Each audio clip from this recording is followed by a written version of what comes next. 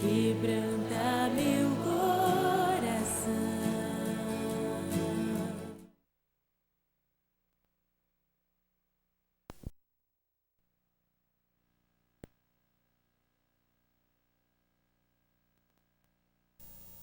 Eu sei que chega essa hora, nós entendemos que os irmãos já estão cansados, o calor também não ajuda, mas nós temos a graça do Senhor, temos a unção do Espírito que nos fortalece, né? Espírito, alma e corpo. Então nós vamos ficar bem assim atentos, porque com certeza Deus tem algo de bom para a sua vida, de valor eterno. Todas as vezes que nós nos reunimos com este propósito de crescer na graça e no conhecimento do nosso amado Salvador, Ele nos abençoa de tal forma que somos transformados. O empenho do Espírito Santo é nos transformar e nos conformar à imagem do seu Filho. Se nós nos ajuntarmos aqui e tivermos belos professores, belos preletores, e vocês ficarem encantados com a aula, mas se não houver mudança, você perdeu o seu tempo, não é verdade? Então, nós estamos aqui buscando a plenitude do conhecimento do Senhor, buscando a transformação cada dia do nosso caráter, não é isso? Então, eu sei que é uma tarde de bênção, porque vocês se empenham, vocês se esforçam, o Espírito de Deus escolheu cada um aqui, né, para estar aqui, porque vocês têm um chamado muito importante. Deus procura, né, intercessores que se coloquem na brecha, nessa etapa finalzinha da igreja, quando nós podemos ver os sinais iminentes da volta do Senhor, e o sinal número 1 que nós temos visto é a apostasia no meio da igreja. E a Ângela, nós nos entendemos muito bem, porque nós falamos a mesma linguagem há 16 anos. Nós nunca demos de frente com nada que houvesse assim desacordo. Sabe por quê? Porque nós estamos firmados na rocha eterna. Não podemos separar Jesus deste livro. Ele é o verbo que se fez carne, não é verdade? Então, princípios de fé, estar com a nossa vida alicerçada, como vocês viram com o pastor Sidney na aula passada, que não adianta orarmos, se nós não conhecermos os princípios da palavra de Deus. A nossa fé, não podemos ter fé na nossa fé. E, inclusive, é um dos erros que tem permeado a Igreja de Jesus Cristo na face da terra. Olha, você tem que ter fé na sua fé. Não, eu tenho que ter a fé de Deus. É a fé que o Espírito Santo coloca em mim no momento que eu estou alicerçado na palavra. Na palavra. A palavra de Deus, ela é a única regra, o único prumo para a nossa vida. Ai de quem acrescentar ou diminuir. E quando o apóstolo São Pedro, cheio do Espírito Santo, trouxe para nós a revelação de que pelo conhecimento das promessas de Deus, nós nos tornamos participantes da natureza divina, e isso me põe para cima. A coisa que eu mais quero aqui na terra, enquanto eu estiver militando aqui, é ficar parecido com o meu Senhor.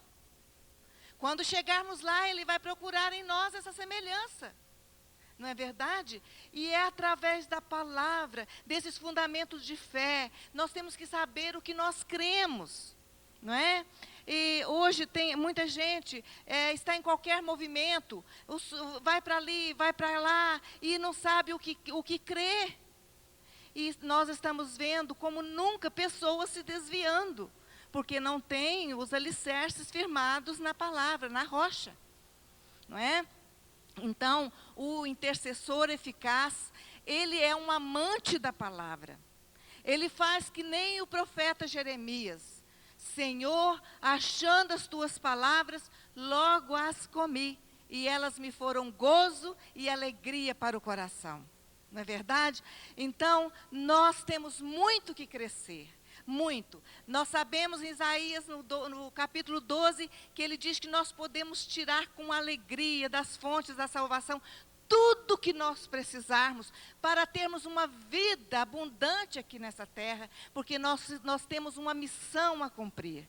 E esse chamado para intercessão é um chamado de Deus que não tem volta.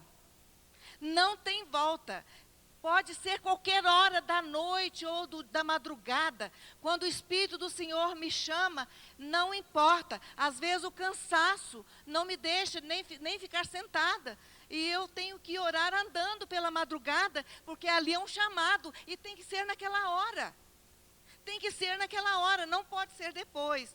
Então, queridos, quando vocês estão aqui estudando, alicerçando a fé de vocês, eu sei que aqui tem pessoas que já são firmadas, que já conhecem muito a palavra do Senhor, mas o Senhor tem mais.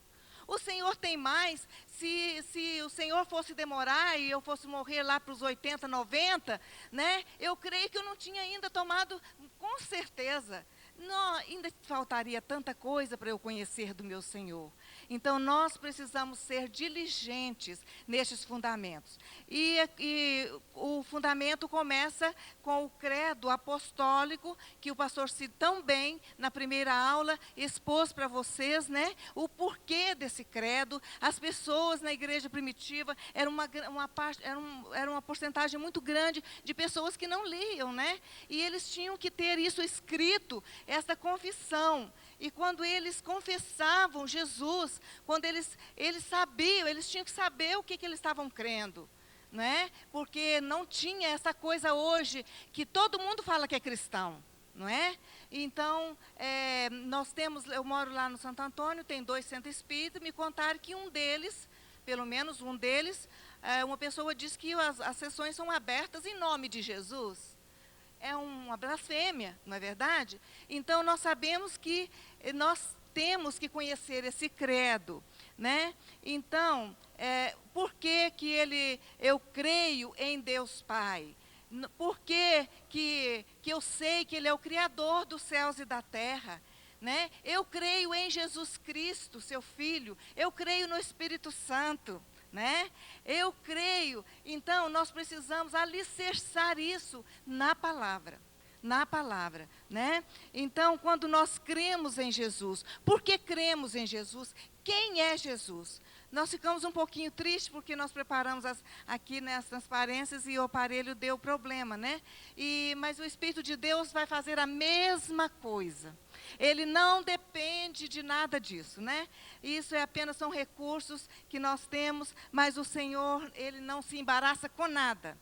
Ainda que tenha o dedo lá do Didi, não tem importância, né? O Senhor faz infinitamente mais, né? Então, nós vamos ver que vocês viram que foi lindo ele descrever quem é Deus Pai. Né? Quem é Deus Pai? Hoje, quando a figura do Pai, para muitos, uma quantidade imensa, né, de pessoas que não tiveram o privilégio de ter um pai amoroso, terno e bom, que fosse o chefe da casa, que fosse o provedor, que fosse o sacerdote, que fosse o mantenedor, né? Hoje as coisas são totalmente diferentes dos princípios da palavra de Deus. Mas Pai, quando nós chamamos Deus de Pai, o Criador, o que nos deu vida, né? É aquele que nos mantém vivos. É aquele Pai que supre tudo o que precisamos. Tudo. Quando nós estamos tristes, né? Ele sabe que estamos tristes. Quando estamos carentes, quando estamos necessitados, quando estamos doentes, Ele sabe. É um Pai provedor. É um Pai que se compadece. É um Pai que coloca a gente no colo. Eu tenho uma experiência com o Senhor que eu gosto de contar, jamais eu vou me esquecer. Eu me lembro há muitos anos atrás que uma professora minha, de um curso de instrução bíblica de 2 anos que nós fizemos, e ela era muito minha amiga. E naquela época eu estava passando por uma dificuldade. a nossa filha mais velha, na adolescência, eu estava com uma certa dificuldade. Os nossos filhos, os 4, graças a Deus, nunca se desviaram, mas há momentos que você tem que enfrentar coisas e saber como lidar. E eu estava com algumas dificuldades. E eu cheguei na aula muito triste, ela era muito minha amiga. E eu abri meu coração. E naquela hora ela disse assim: se você fosse mesmo o doce de coco de Jesus, você não estaria passando por isso. Eu só faltei morrer. Eu não esperava ouvir aquilo. E não é à toa que hoje ela se desviou e é dessas doutrinas que estão completamente fora da igreja, completamente cursos de regressão e tantas outras coisas. Mas eu não sabia. E eu cheguei em casa triste. E tentei conciliar o sono e não conseguia. Será que o meu pai realmente não se importa muito comigo? Meu Deus, e eu fiquei triste. Tentei orar e não conseguia. Era aquele momento de fraqueza, e que nós vamos ver daqui a pouco, quando chegarmos na função do Espírito. Esse doce Espírito veio me socorrer. E lá pela 1h eu não conseguia dormir. E de repente o Santo Espírito me deu uma visão de uma mulher. Ela estava com um bebê. E há muitos anos atrás a gente morou cerca de 1 ano em Cochabamba, na Bolívia, e ele me mostrou uma coisa que eu estava acostumada. Elas usam assim um ponche, né, na época do inverno, porque lá o inverno é muito rigoroso, e então ali dentro daquele ponche era uma mãe nova com um bebê, e ela afagava aquele bebezinho, e eu via a cabecinha, e ela afagava aquele bebezinho. E eu me assentei na cama, assim, quietinha, para não perturbar o Arlô, e fiquei quietinha ali, e me deu taquicardia. Eu falei: Senhor, Tu estás falando comigo, o que que é? Fiquei ali, mas não atinei. Tornei a deitar, e daí a pouco veio a visão de novo. Eu falei: opa, é o Senhor falando. Aí veio a voz do Senhor no meu espírito: filha, assim como essa mãe afaga o seu bebê, é você comigo. Eu te afago. Agora, quem que me rouba isso? Quem que me rouba isso? Chego lá no seminário, o professor começa a aula. Shaddai. Aí ele começa: eu sou todo suficiente, todo poderoso. Shaddai, assim como uma mãe afaga o seu bebê. Aí eu chorei de verdade, né? Porque lá na hora, no meu quarto, eu explodi e tive que sair do quarto para dar glória a Deus, porque eu tive aquela confirmação do amor do Pai.